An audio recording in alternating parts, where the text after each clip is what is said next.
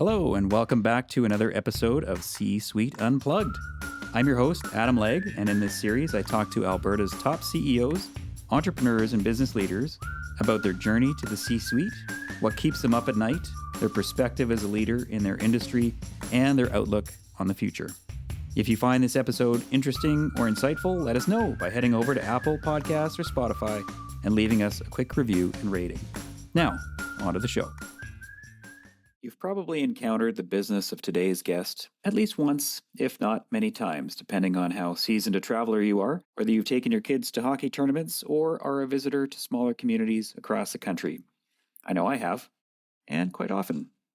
Today's C-Suite Unplugged guest is Marc Staniloff, President and CEO of Superior Lodging Corp. He and the company have hundreds of properties across Canada in communities big and small.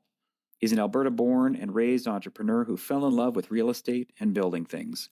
His drive and passion are truly Albertan. He embodies that can-do and get-it-done spirit that Alberta entrepreneurs are so renowned for. Well, Marc, welcome to the podcast. Thank you. Nice to be here. Marc, for those that may not know much about you, tell us your elevator pitch of who you are and what you do. Okay. The name's Marc Staniloff. I've been in Calgary my whole life. People think that I'm in the hotel business. But really, I'm in the franchise business and development business. My elevator pitch is we have the exclusive franchise rights for a number of hotel brands, Wyndham hotel brands, Super 8, Travelodge, Wingate, Wyndham Garden, and a couple of others. And basically, we help people get into the hotel business. We sell them franchises, but typically we do it a little bit different. We usually become partners with them. But they're all great brands. As I say, Super 8 is not all things to all people, but it is a very successful brand and it does make money. I've stayed in many Super 8s and other versions of your hotels in the past. And Well, thank you. They're all great and all sort of, depending upon where you are in your travels, fit the time perfectly. Thank you. Thank you for that. We'll touch a little bit more on the business in a minute, but we're going to get to know you a little better. People love the story of a CEO or the entrepreneur's journey. And so what was your path? Marc finished high school. He's got the whole world in front of him. What did you do right out of high school to where you are today? My first job, I had a close friend of mine whose father was the CEO of Atco. So I went to work for them. I worked there for about 3 months in the sales business. I recognized that I saw the ladder of the hierarchy of that company and thought I didn't want to be there for 30 years and climb this ladder. So I decided I needed to be a little more entrepreneurial. I got involved with some guys. We started off a company in the real estate business, but we quickly pivoted and we're doing equity raises for different businesses. And we touched in drilling rigs. We raised equity for different companies for drilling rigs, raised obviously equity for real estate, did a bunch of stuff on that side of it. And my passion turned out to be really the real estate business. I liked it. I liked it a lot. From there, while I thought I needed to go to law school, I got accepted to law school and recognized that I got accepted down in San Diego and realized that I didn't think I could do very well. The books would be behind my head sitting on the beach. So decided not to go to law school and got into business. I was in the real estate development business. My background is really real estate development. We had a company back in the mid 80s where we were developing shopping centers and office buildings and whatnot. We were closely aligned at the time with Shell and buying their surplus sites. So we were buying sites in Edmonton and Calgary, basically small little gas station sites and redeveloping them into little retail strips. And it was successful. Had a good time doing that. It was very interesting. At the same time, my family had a small motel in Motel Village.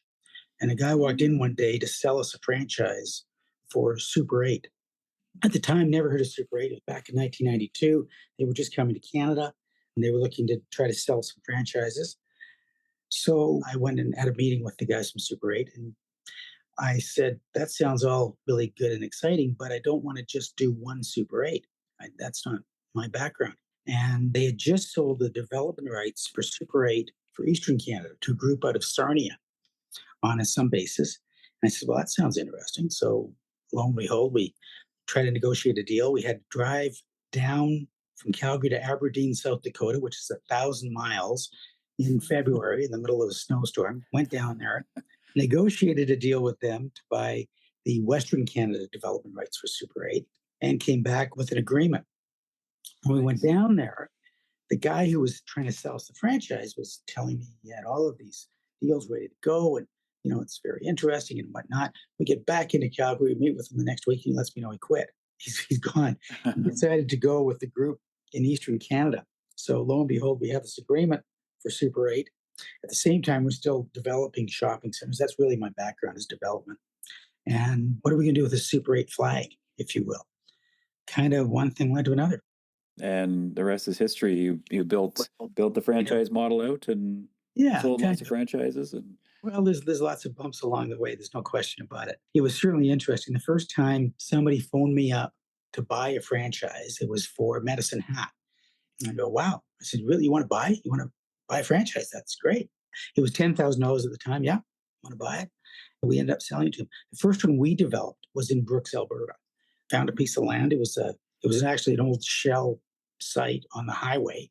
We developed it. We put a partnership together at Brooks, pieced it all together, and built our first Super 8 in Brooks. From there, it was kind of interesting. that's fascinating.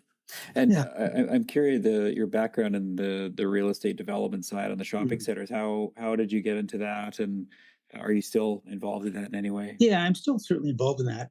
Again, my family had an interest. My dad was a dentist, but very involved in the real estate business. And I had met a fella who was just starting a company. That was 1986. And he was starting to do these developments. And I liked the real estate business background in my family.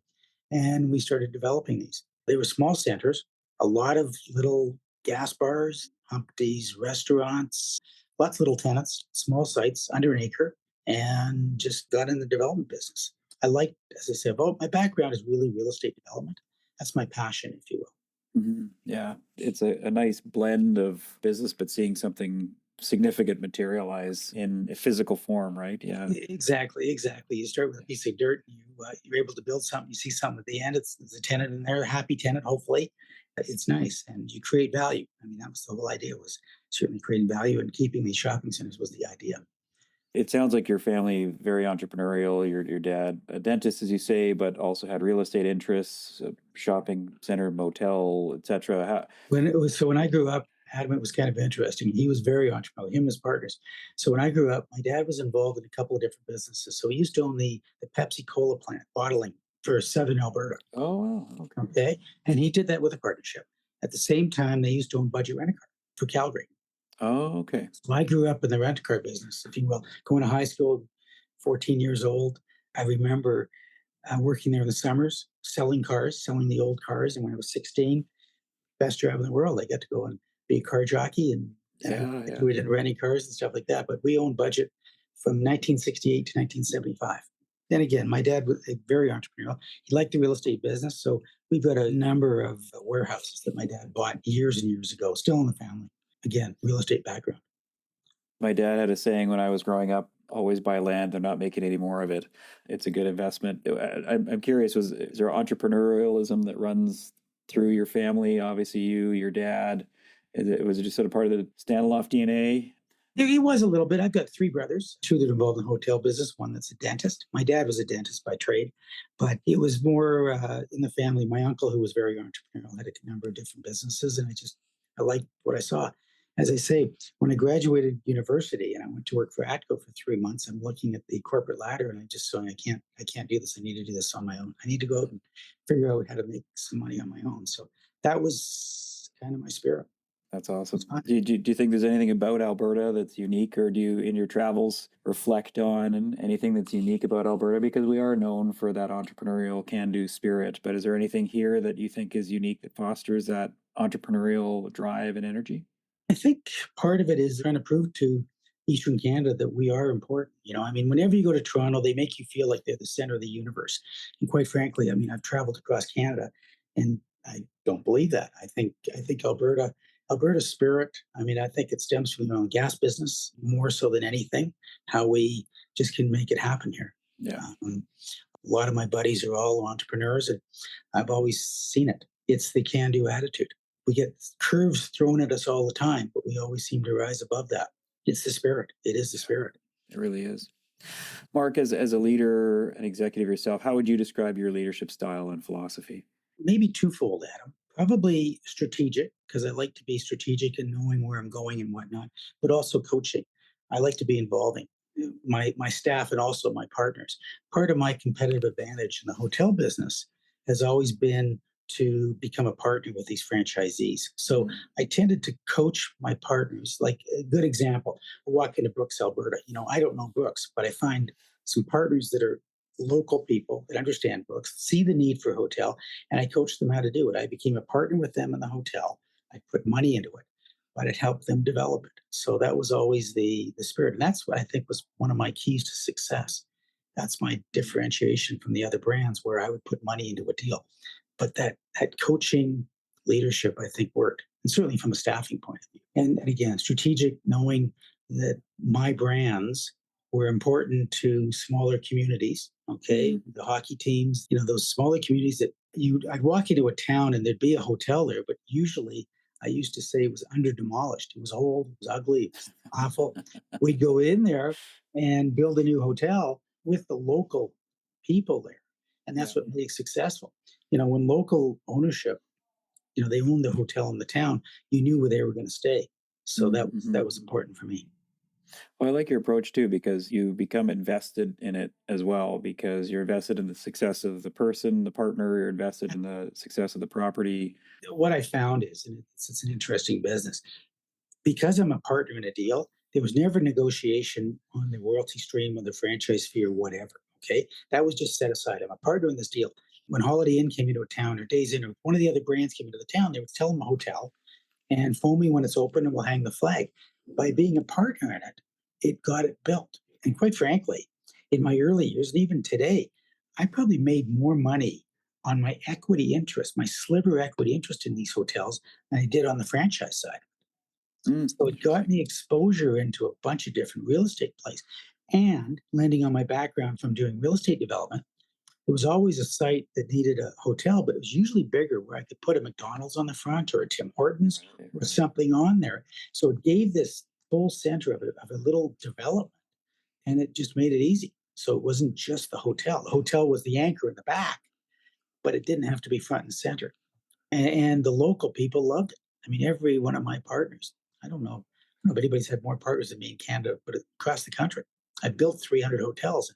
Every one of them was with a partner. That's awesome. And Yeah. some of these partnerships were 20 people. I mean, we had a town meeting with all of the local fathers of the community. Some guys put in $5,000, some guys put in 50, Yeah. pieced it all together and built a hotel.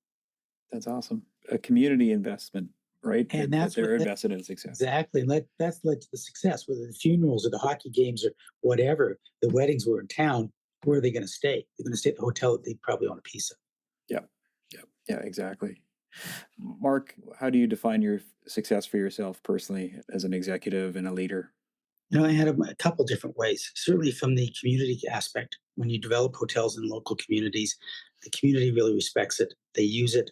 It adds to the infrastructure in the community, which is important. On my coworkers and my staff, them seeing that win, if you will, and also from a financial point of view, how we are successful building 300 hotels. We're the largest hotel developer really in Canada. We develop more hotels than anybody that I know of. Not necessarily number of rooms, but number of units Units. in Canada. I've been to every little town in Canada. And you know what? I walk into a town and it's right for a Super 8. It's right for a Travelodge. It just Yeah. works. Yeah. Do you have any hobbies or passions outside of the office that keep you occupied? And Sure. I like to golf. I Mhm. like to golf. My family's a good hobby. How's that? Yeah. I got two boys that are great. I think you've met Corbin. Yeah. Also have a love of cars. I think that dates back from the time when I was a kid when we had budget rent a car. Oh, yes, yes, yes. Certainly, I'm known as a car guy. I've got a lot of friends of mine who call me when they need a car. I help them get it. I like sports cars. I golf. I've got a home down in Palm Springs that I get to go to quite a bit. It's great. Being a car guy, I love cars too. Yeah, I've always loved them. Yeah, ever since I was a little kid, I've just always loved cars. And that sounds familiar. Sounds familiar. My passion's Ferrari. How's that? there you go. You're a notch or two above my ability, but Okay, it's don't yeah. awesome. That sounds like fun. Those are beautiful cars. Those are But beautiful. certainly, you know what? Also, my friends. What I'm known for is I've got a very strong circle of friends, and you know a lot of them, and it's still important to me. Is getting together with my buddies and just enjoying life with them. Yes, yes. I know many people who hold you in very high regard as a Thank tremendous you. human, and and business leader. So it's Thank you. Mark, let's pivot from you to the business. You've given us a bit of an overview, 300 projects and properties, started with Super 8 in your first franchise framework. Where are you now? You've got 300 properties. You've got projects from coast to the Western Canadian or all over the country? From coast to coast. Really, there's two different companies. So Superior Lodging, I've got a couple partners down in Florida. We've got 6 hotel brands there. So we've got Super 8 and Travelodge, and we've just added Wyndham Garden, Wingate, Hawthorne Suites, and Ramada in Eastern Canada. So the idea there is to grow those brands, as I've done with Super 8, through partnerships and just through direct franchising. So that's very positive. And part of that success is to continue to become a small partner, sliver equity in different deals and build those brands. So that's very positive on that side. In Master Built Hotels, which I've got 3 partners in, that's got the Microtel brand and the Echo, the new Wyndham brand that is an economy extended stay brand. All of my brands are Wyndham hotel brands, other than I do own partnerships in 3 Marriotts, 2 in Calgary and 1 in Fort McMurray. The reason being, while Super 8 at the time is not all things to all people, some markets that come to me or some locations that come to me just shouldn't be a Super 8. You've got to recognize which brand is the best for that particular site.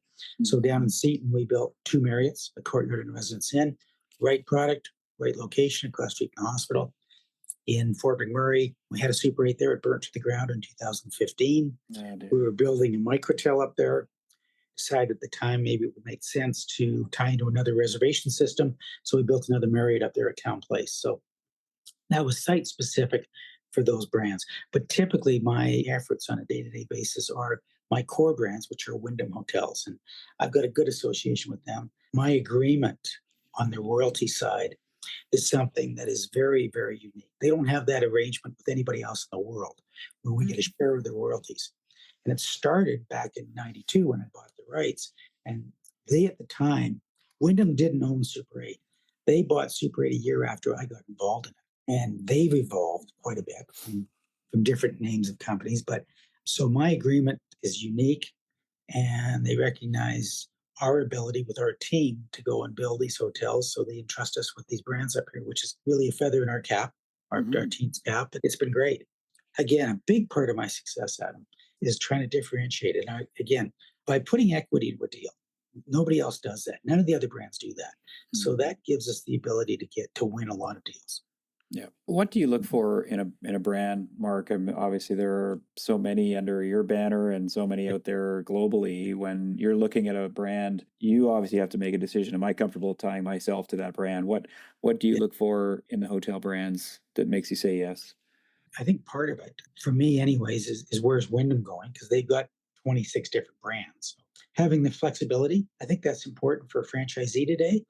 A lot of times a franchisor will walk in and say, this is how you're going to do it. And that's how they do it. Like, here it is, the template, build this so you don't do it. With my brands, there's the flexibility, which makes it easier for a franchisee to happen to build it, okay, or convert. Today, building a hotel, a little bit different than it was 20 years ago, even 5 years ago. The costs have gone up so much. So you've got to be a little bit flexible in trying to get these things open. Today, when I built my first Super 8 in Brooks, it was $1.5 million to build 48 rooms. It's crazy, crazy cheap. Today, to build a Super 8, you probably wouldn't build 48 rooms. But if you did, it'd be about $11 million. And going into the hotel business, you've got to realize in Canada, you need a lot of equity. So probably if it cost you 11 or 15 million bucks, half of that is cash, half is debt. So it's a substantial amount of cash.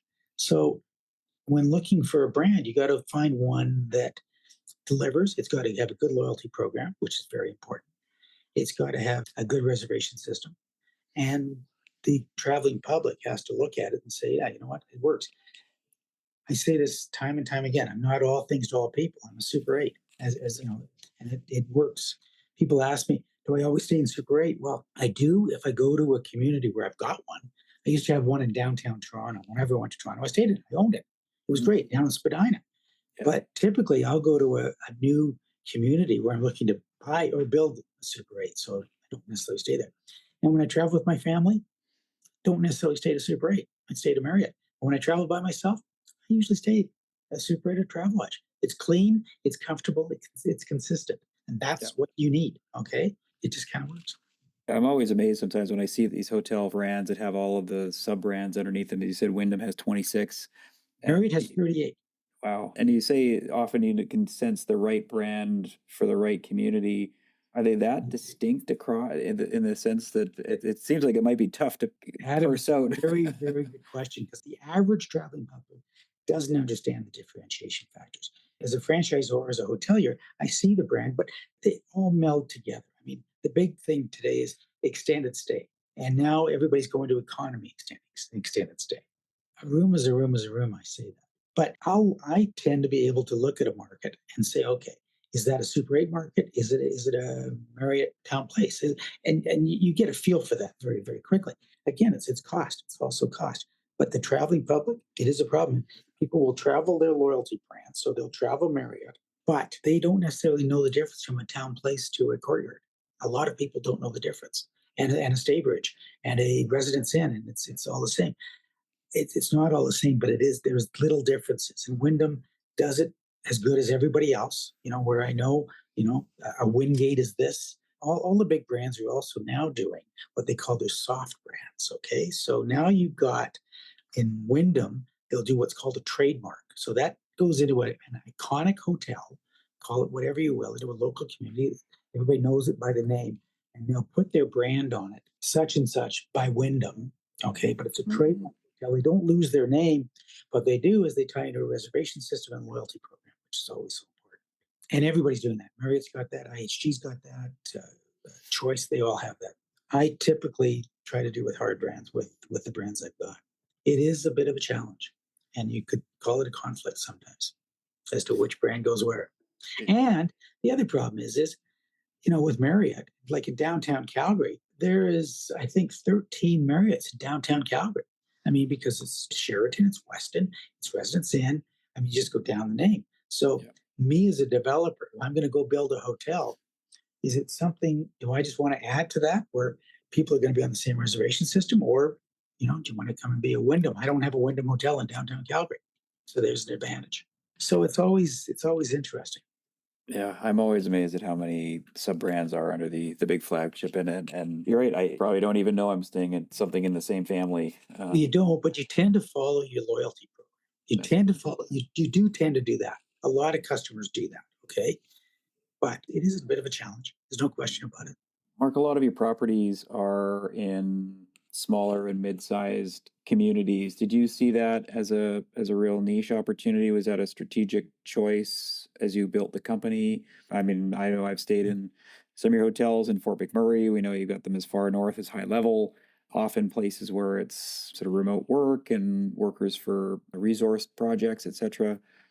Was that a conscious decision, or is that just the way the interest in franchises unfolded?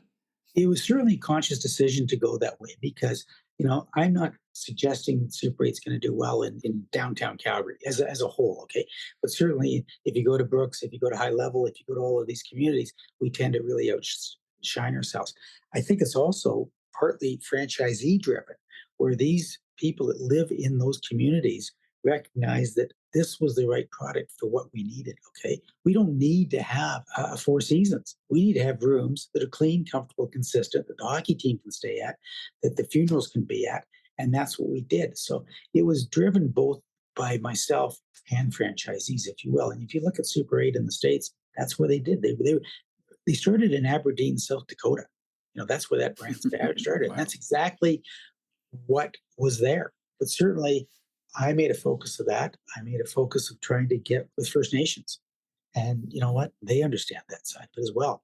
Certainly, I say this again, we're not all things to all people, but in the local communities, when you're new and you're easy to build, it's cheaper to build there, land's cheaper, it just makes sense. And I've had a lot of people follow me. A lot of the brands have followed me. I will tell you that. Yeah, you're probably a good rainmaker for them.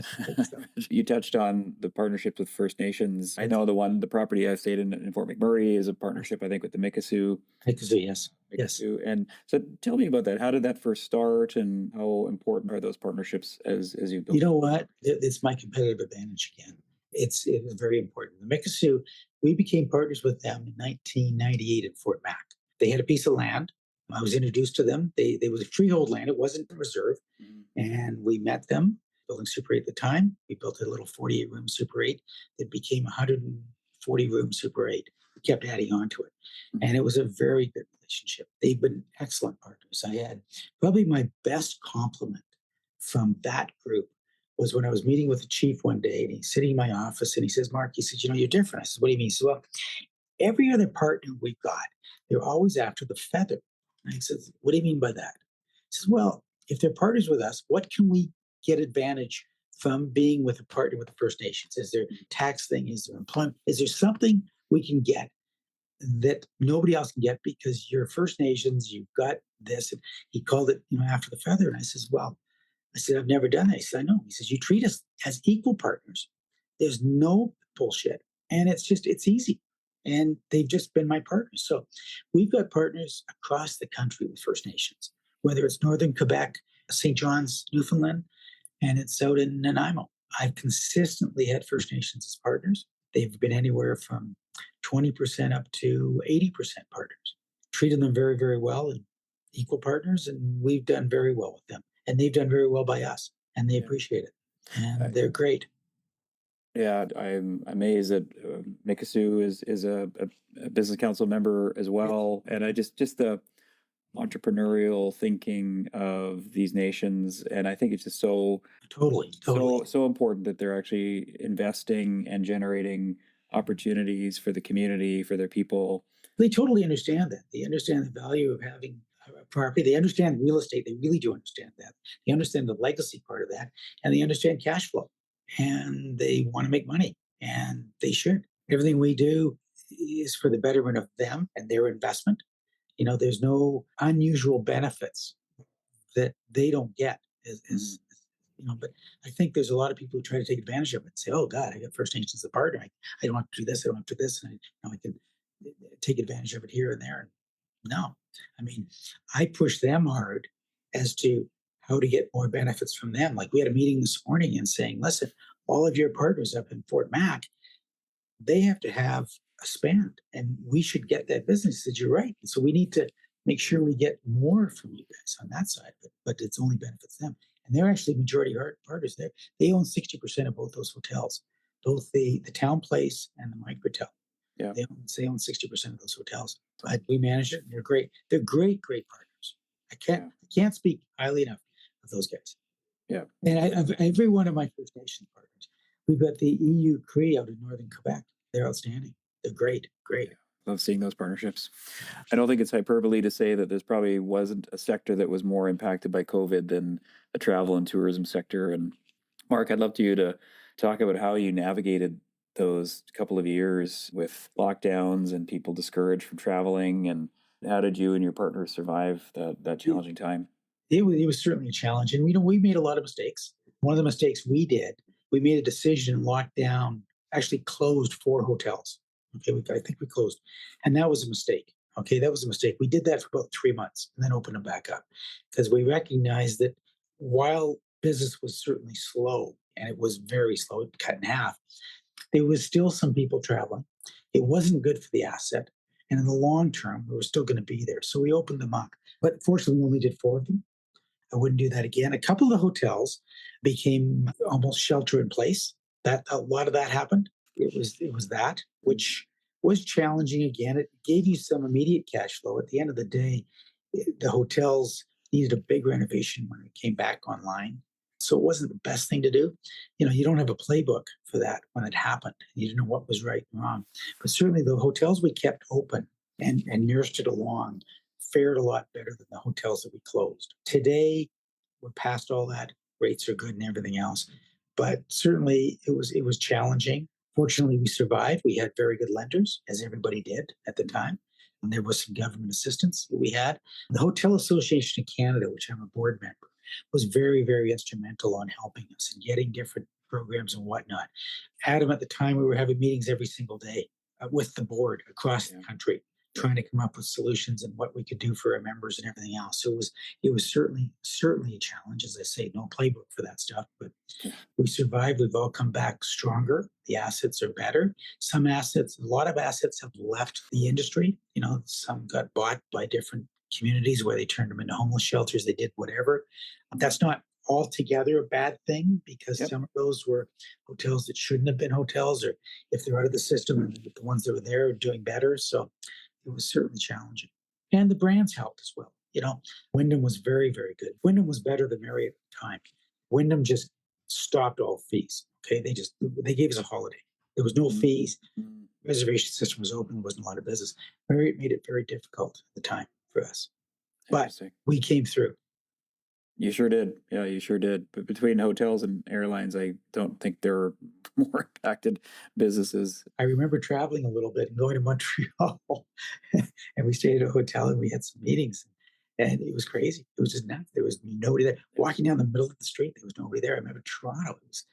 It was eerie. It was just eerie at the time. It was Yeah. crazy. Yeah. Mark, I want to touch on some of the accolades that you and the company have achieved. You've been named one of Canada's best managed companies numerous times. You've earned Pinnacle Awards Hotel Company of the Year in 2016. And you yourself have been recognized as Franchisee of the Year by Super 8 Worldwide.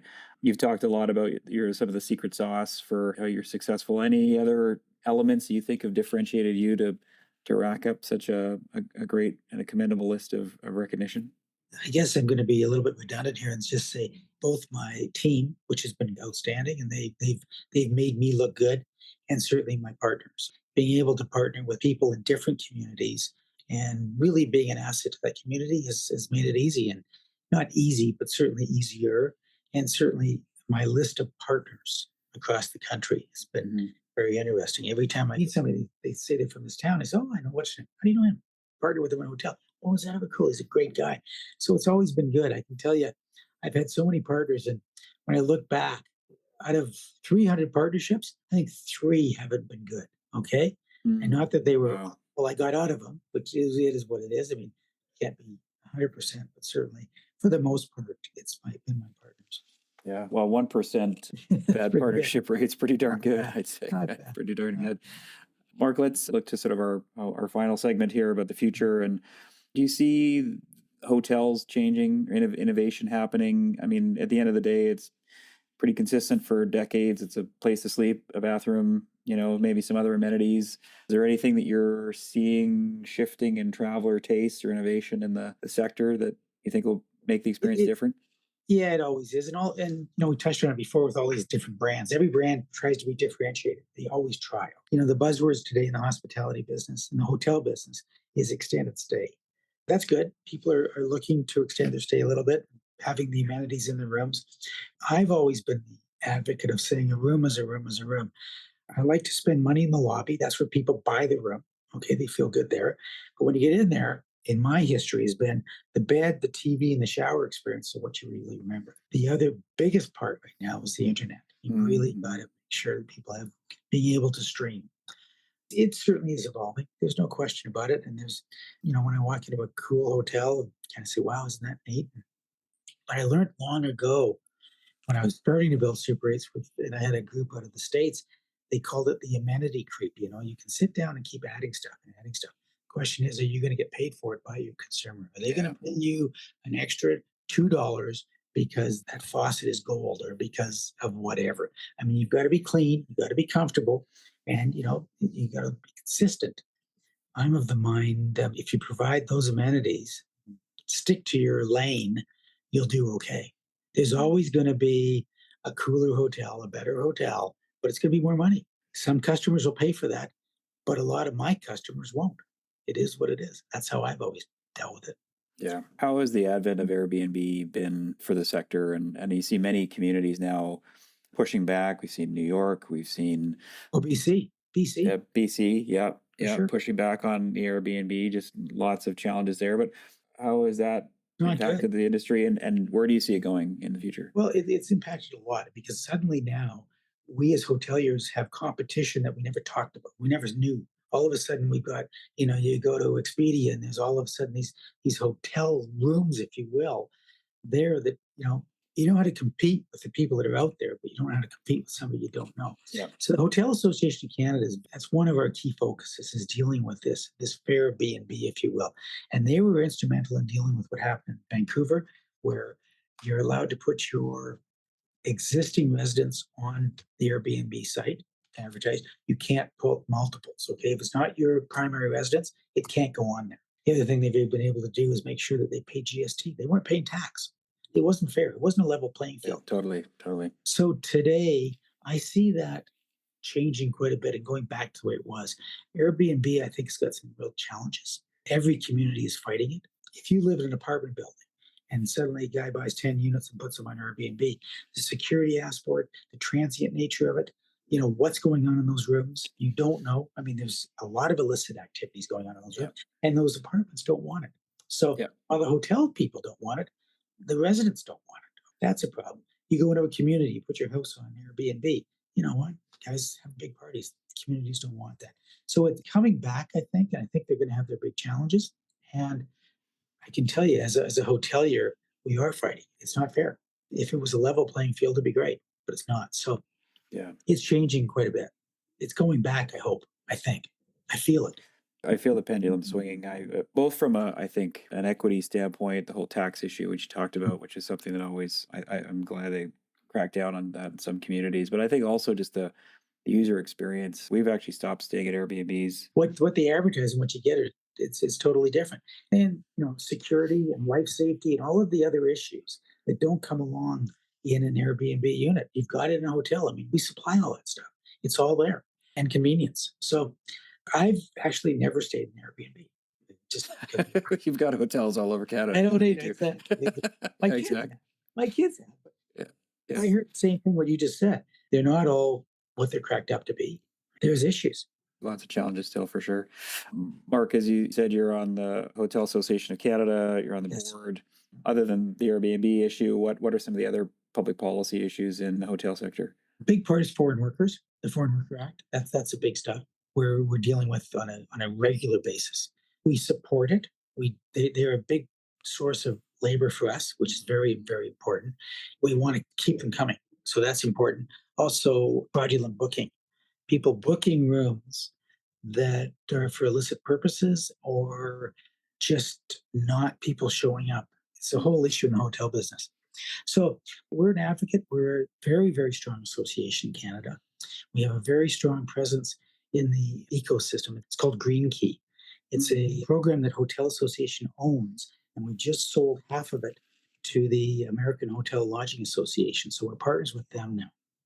And we're rolling out a program so the hotels are green. A lot of the larger companies that book hotels want to make sure that their footprint, the green footprint, is adhered to. So we've got a number of hotels under this program. So that's a big deal for us. It's a very strong association. There's about 8,500 hotels in Canada. We probably got 3,000 members. It's a good association. Yeah. Strong. Bit of a fun question, Mark.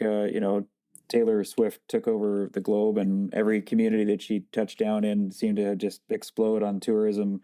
What do major events like the Taylor Swift concert do for the local hotel and hospitality industry? Because I know there was some definite negative coverage in the sense that a lot of hotels were jacking the rates up to 10, 100 times what they normally do. Exactly. Like, I know she's not coming to Fort McMurray anytime soon, but what do you see as the upside for these big events?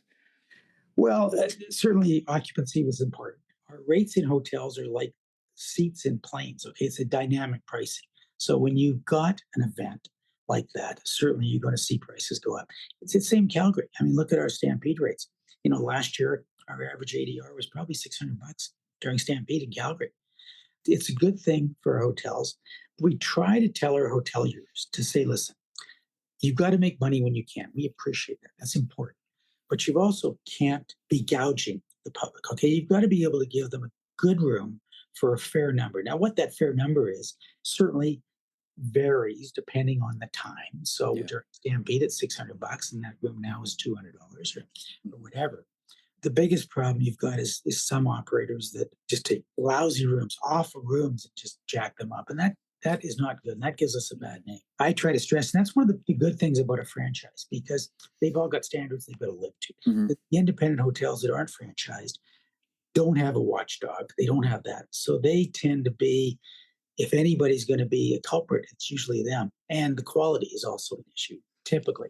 Now, There's a lot of good operators out there that run into really, really good independent hotels. But there's always guys, and those are the guys that get the press, and that's always the thing that happens. And you sit down and you say, "Wow, you charge $1,000 for that room, or you charge $1,500 for that room." And for Taylor Swift, it was probably a lot of minimum bookings, so it wasn't one night; it was a 3-night minimum. Yeah. Get out of that. Yeah. But you know what? That happens around the world. You go to Vegas for the Formula One, and it was the same thing the first year. They quickly realized, though, that they scared people away, and now they dropped the prices on the next second year. So you can't bullshit the public. I mean, Yeah. they learn, they know that. They understand they got to pay up for some things, but you got to be fair. Gotta be fair. And I try to stress that. I think brands try to do that. We don't dictate the rates. I want you to know that brands do not dictate the rates that the franchisees charge. They don't. Okay. They offer suggestions. Yeah. But they don't dictate. It's probably set by the community and the market. What it's set by the individual hotel operator. Yeah. Exactly. Marc, last question. What's your outlook for Alberta? Are you optimistic about the province? Bullish? Are we on the right track? What do we need to do to make sure we seize opportunities? I'm extremely bullish. I love it here. I mean, I'm born and raised here, lived here my whole life. I think we're on the cusp of greatness here. I really do. I mean, people are realizing that this is a great place to live, cheaper than the rest of Canada, which is interesting. I mean, certainly, as I said before, you go to Toronto and everybody thinks they're the center of the universe. Well, they are in one respect, but they're not. I mean, this is the quality of life out here is phenomenal. Our entrepreneurial spirit, our working class people. I mean, everything is great out here. I think we're in a really, really good position to explode. I mean, I've been here, I've seen it happen before. I think we've learned from some of our mistakes on that side of it. But I do think we're on the cusp of greatness here. Population in Calgary in 2029 is going to be 1.7 million. Is that right? Or what's the number? Probably the region. Yeah, it might not be too far off because I think we're at 1.4 or so, 1.5 in the region. Yeah. I mean, when I grew up here, I remember when the population was 400,000 in Calgary. Yeah. When my dad came here in 1951, I think it was 100,000. But it's a great place. And a lot of the people I know I think these guys are all buoyed and ready for some greatness here. Great final words. And there's no better place to be, I think, than Alberta. So thank you for all you're doing to invest and grow the economy and be entrepreneurial and your support of the Business Council. So, well, thank you for what you're doing. I mean, I think you've done a great job of growing the council. You guys just done an amazing job. Your partners in that and everything else. I didn't realize the Meccasu were part of that. I actually did now that you're telling me about it. That's great. They're great. They're a phenomenal group. They are for sure. And Marc, thank you for being on the podcast and look forward to watching great more success from you and the company. Adam, thank you. Thank you. Thank you for joining us for this episode of C-Suite Unplugged, an Alberta Better podcast series. This podcast is a production of the Business Council of Alberta.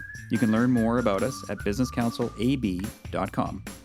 We'd love to connect with you on social media, so give us a follow at BizCouncilAB, that's B-I-Z, Council AB, on Twitter, Facebook, and LinkedIn.